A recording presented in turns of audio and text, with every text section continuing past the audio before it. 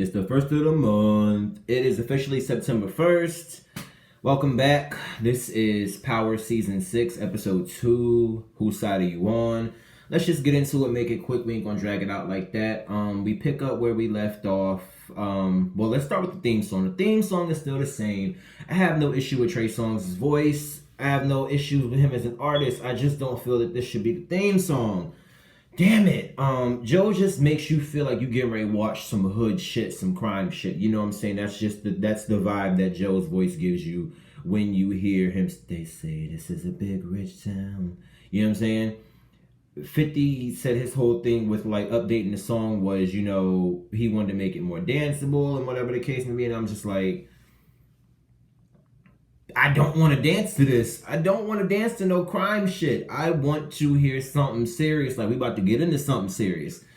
Anyway, we see Ghost pick up at, you know, the whole Jason compound where he thinks that he has killed Tommy. And Jason lets him think that. And he's like, in exchange for you killing Tommy, I want like some obscene amount of money that he wants every week until, you know, he feels that his debt is paid and da-da-da-da.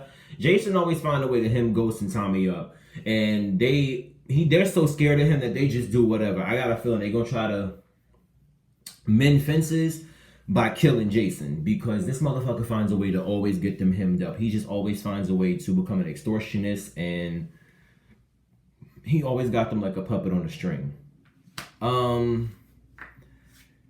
What else happened right after that? We see Ghost go to Proctor. He needs an alibi. He's like, I killed Tommy last night, and because he still thinks that he killed Tommy, and he truly didn't. Proctor's like, oh, I can't give you an alibi because I was at my daughter's ballet last night where a fucking Fed showed up, so I definitely can't give you an alibi. Would your wife do it? He's like, no, my wife wouldn't do it. I gotta go to arbitration after this anyway because we getting divorced. He's like, I don't think you should do that right now.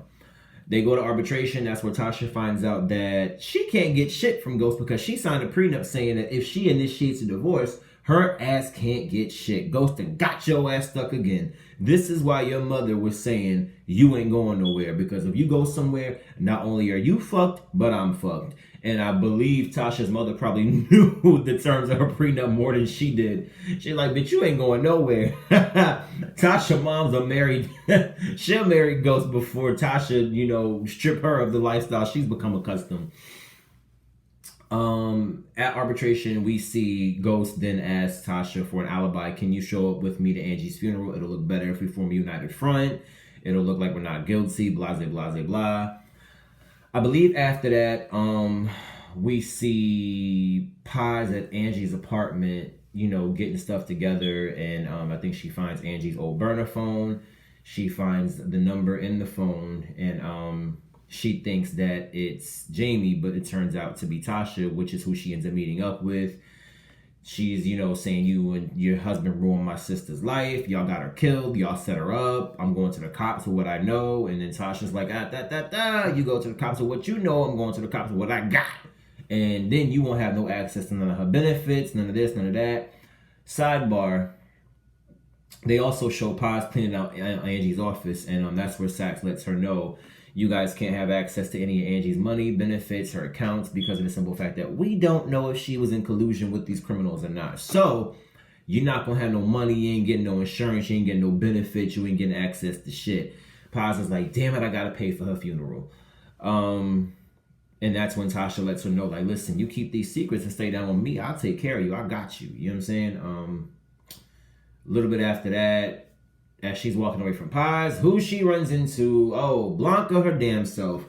She's just a pain in the ass. And the day before, she actually was at Tasha's hotel with Donovan, asking her questions that were only supposed to be about Terry Silver, as Warner instructed them to do. But no, Blanca's ass has to go off and veer off and ask about Angela Valdez, which is what she was told not to do. And I really got a feeling that Sax and Donovan are going to get sick of her ass and throw her ass off this case, or she can get herself killed because she just does not know how to leave well enough alone. She don't know how to mind her own fucking business. This is part of why Angela is gone now. Back to the whole Trey Songz thing. Shout out to Trey Songz and the Ready album. It turned 10 years old yesterday. Can't believe it's been 10 years. I still feel like Does He Do It and Love Lost should have been singles. But Love Lost will always be my favorite record off that album, and probably my favorite Trey Songz song in general. Just a beautiful record. Ready is one of the most cohesive and one of the most raw and just honest R&B albums of all time, and one of the greatest male R&B albums of my generation. Straight up, it's like his Confessions album, I believe. And you can't compare the two, but that is his version of a Confessions album, I believe. Or even an 8701. You know what I'm saying? You know where Usher had like his top albums. That's where Trey Songz was to me with the Ready album. But anyway, back to Power. So after that, Tasha goes to Lakeisha's house. She was trying to get in touch with Lakeisha. She goes to Lakeisha's house. Lakeisha's like, fuck you. I told your ass don't come back.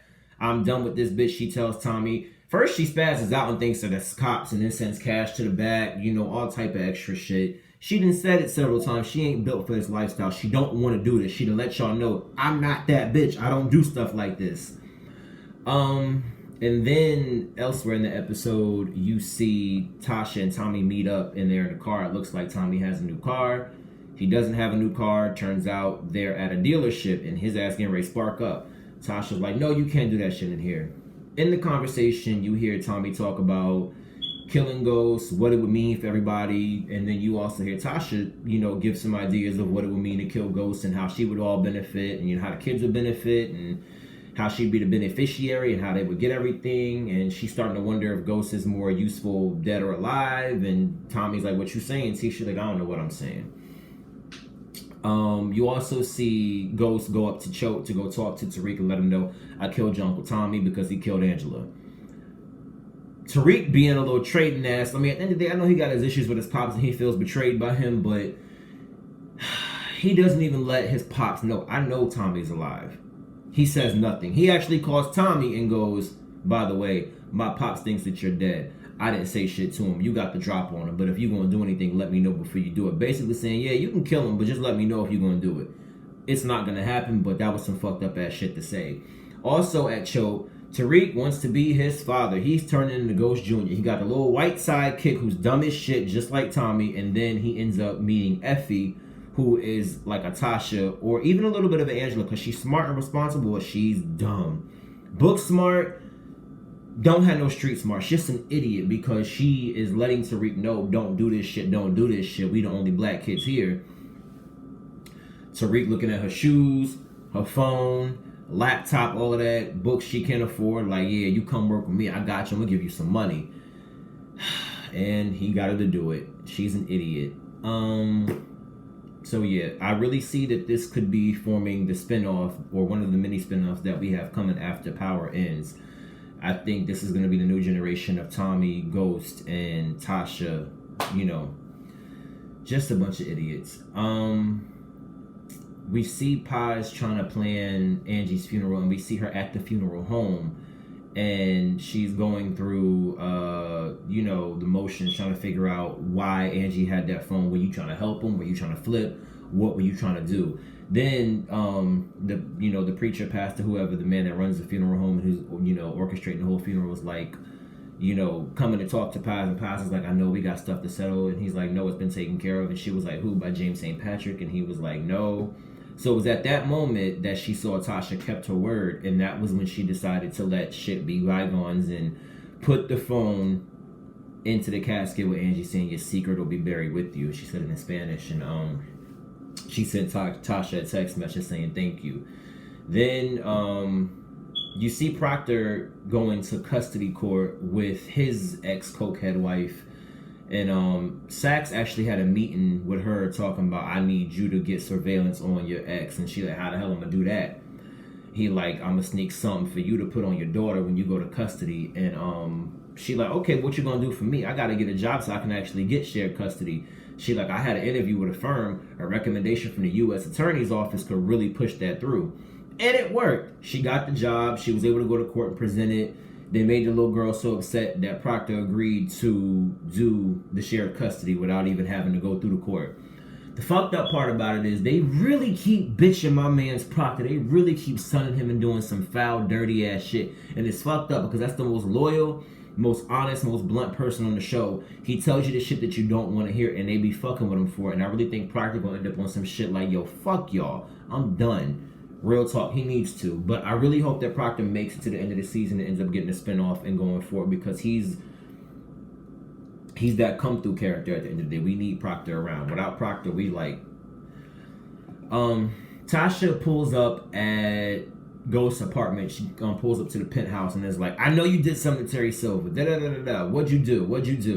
Where's the body? And she finally figures out. She's like, I knew you were in the garage that night. The night that she was fucking Terry in the garage. And the question that we all were wondering was like, I know there was cameras there. There had to have been. Well, Ghost kind of admitted but didn't admit that he killed Terry. And Tasha wants to know what you did with the body. Tasha don't even need him to admit it no more. She like, listen, I'm gonna keep your secret, but you gotta take care of me. You gotta pay me, or I'm going to everybody. And I'm not helping you this, that. So if you want me to hold you down, you gotta hold me down. They pop up at the funeral together. And at the funeral, we see Tampio at the funeral, and he's over there with Sax. Who else is at the funeral? Tamika's at the funeral. I fuck with Tamika. Tamika says she has a job now in the private sector, and that Sax needs to do the same thing, or his ass is next on the chopping block. He like, nah, Warner issued a task force, and I'm the head of the task force. And she's like, you better hope you right about everything, or your ass is gonna be a scapegoat next too. Tampio also tells Sax, listen, Dre is our only witness in, the Jimenez case, and at the end of the day, if he finds out that Angela's dead, we're not going to have him to testify. We need him to not know that Angela is dead while he's in WITSEC, or he could recant his whole testify, and we don't need that to happen. His whole testimony, I'm saying testify, his testimony. So at the funeral, Tasha and Ghost show up together, united front. Tamika, Sax, and all of them are all shocked. Donovan, they all like, oh shit. Sax is like, he got some balls on him. This motherfucker's OJ.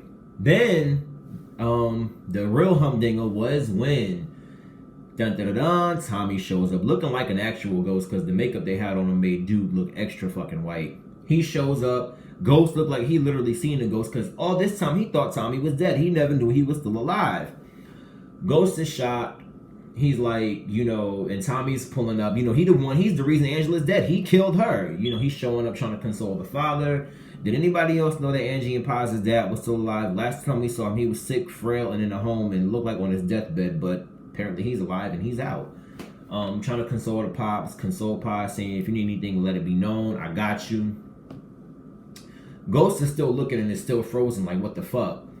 And, the funniest and most best part in the line of the season, and probably one of the most classic lines, and it's so simple, but Ghost goes, Tasha, did you know Tommy was alive? And he's like, and Tasha's like, yep. Real simple, straight to the point, like, yep, got you, bitch. The yep held so much weight. Elsewhere in the episode, at the very end, we see Dre in his, his hideout house, and Donovan shows up. He's doing push-ups and he sees that Angela's dead. He's like, oh shit, the Jimenez got her, as Donovan walks in. And he's like, pack your shit up. We moving you to a new house. We moving to a new location. And after this, you done with New York, or whatever the case may be. And after you testify tomorrow, then you're going to say goodbye to New York or whatever. And it was him and his daughter there. So he really did just get him and his daughter witness protection, not the mother. His baby mama.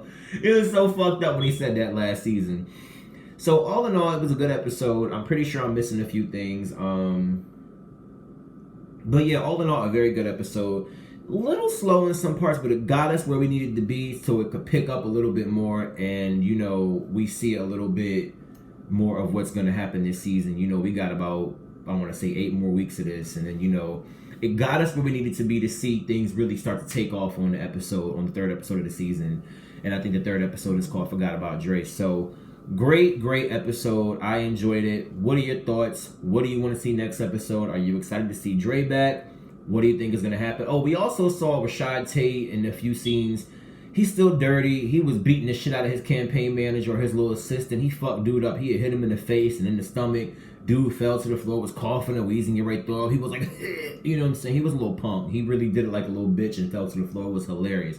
And Rashad called him a bitch, and it really took you back to the South Central days of him. He really channeled one of his old characters. And it was cool. The episode got you where you needed to be. So tell me what y'all thought of the episode. Drop it below. You ready for the next episode? What are you thinking of this season so far? And we'll be back with a new review next week. Later.